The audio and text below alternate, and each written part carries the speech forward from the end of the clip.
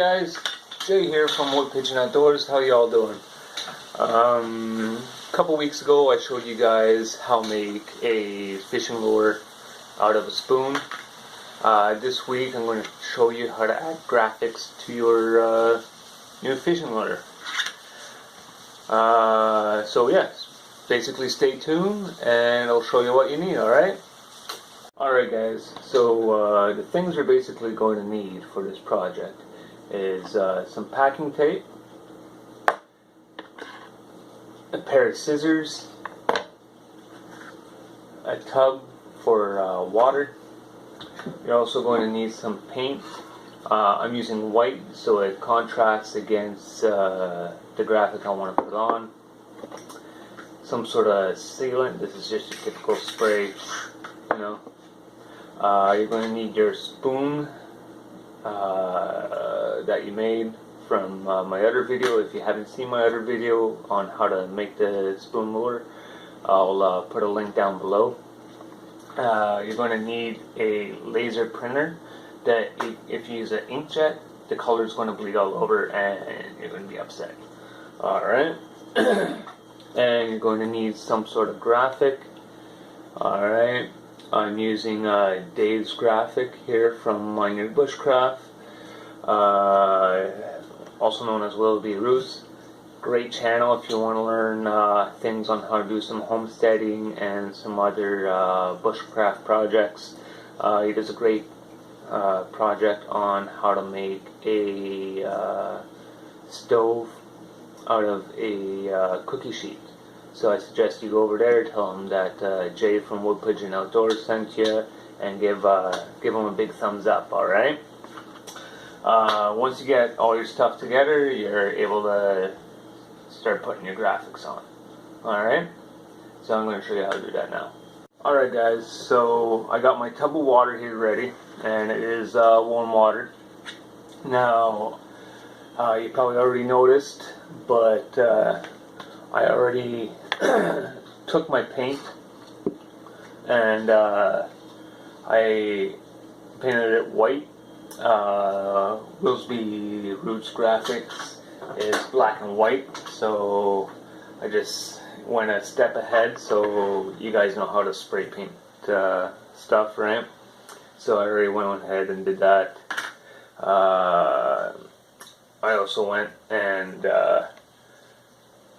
pre-sized and pre-cut the logo that he uses, so it will fit onto the spoon.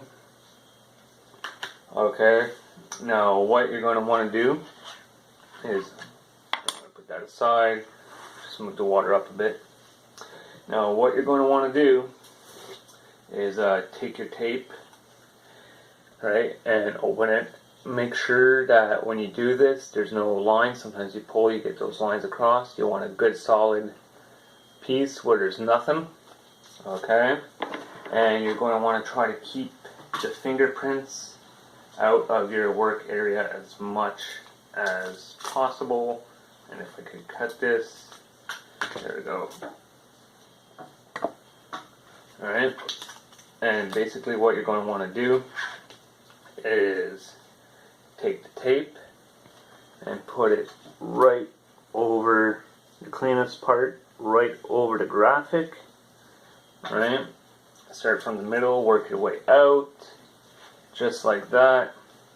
So now you got your graphic in the tape. Now it doesn't matter around if you get fingerprints there. You got the main part there, and what you're going to want to do is press it down, use your finger, or you could also use bank card, credit card, something like that, just to make sure there is no air bubbles in your tape, and just smooth it out so it's nice and set just like that. Alright, now don't worry if there's a little bit excess on the outside. We're going to trim it and everything like that later, okay? So once that is done, you're going to want to move stuff out of the way. You're going to want to take your tub of water, and you're going to want to put it graphic side down, so sticky side up, into the water and submerge it. Just like that. Alright. And then you're going to want to leave it in there for a few minutes. So we'll get back. Alright, now you're going to see that it's going to come, I don't know how you explain it, but you're going to see that it's working. After a couple minutes, you're going to want to pull it out, and it's going to be pretty much see-through, right? So we're going to move the water out of the way, just like that. And then what you're going to want to do is take your finger and gently rub the pulp away. And then you're going to see, just like that, it's like a scratch ticket, right? Your graphic's going to be popping up underneath, right? So you just want to get all the paper out of the way, just like that. See how easy that was? Make sure there's no pulp left behind. Now, depending on the size of the spoon you're making, depending on the size of the graphic, you might have to dip it again. But if it's just a regular size fishing spoon, shouldn't be any problem. So as you see, nice and easy. And once you lift it up, you got your logo, right? That looks awesome. Anyways, so what we're going to want to do is put this aside, sticky side up, right? Clean up your mess after and get ready for the next part. Now it's dry, right? It's time for application. So what you're going to want to do is size it up, know where it's going to be, right? And you're going to want to trim around. So I'll just do that now real quick.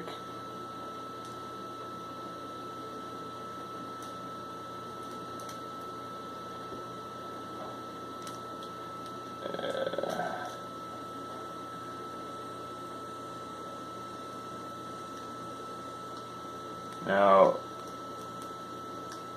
at this point, you'll notice that once it's dry, the stickiness will of the tape will have come back.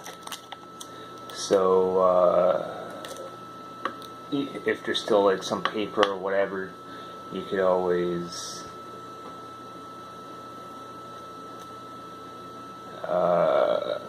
re-dip it.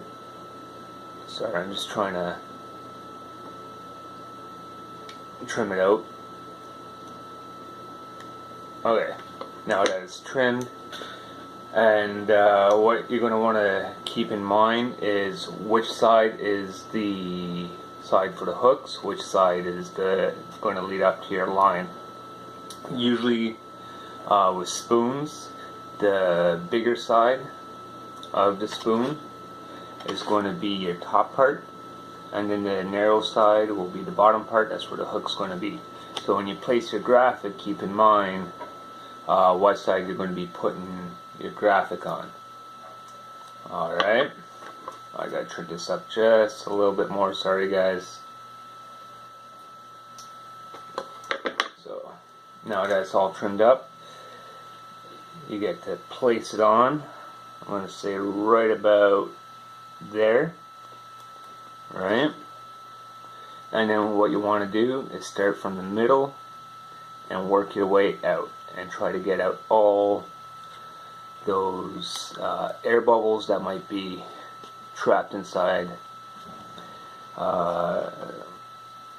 Usually when it's a really flat surface, it's easy to do.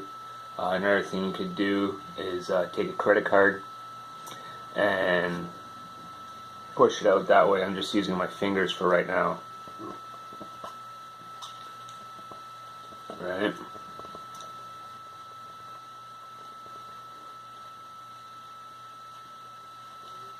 And then you have your graphic. Alright, let's go to the next part. Alright guys, so I moved everything back into the shed because this next part I'm going to seal it. You might want to do this in a well ventilated area. I can't do it outside today because it's still, weather's still crappy. So basically what you want to do, plain and simple, just like that. Let it dry. You might want to do 2-3 coats and then go on from there. Alright, let's go on to the next bit. Guys, so after you're done putting your sealant on, you're going to want to put the split rings for your hook on each end. The top end is going to be for your snap swivel or your leader. This is going to be sent out to Welsby Roots, and I want to thank him again for letting me use its logo. Like I said, I'll leave a link for his channel down below if you want to learn more. So I advise you to go do that. And if you haven't done so already, thumbs up, like, share, comment. I look forward to reading all your comments. Also, if you haven't subscribed, it's free to do so. And yeah, I'll catch you around. Guys, get out there, be safe. Cheers.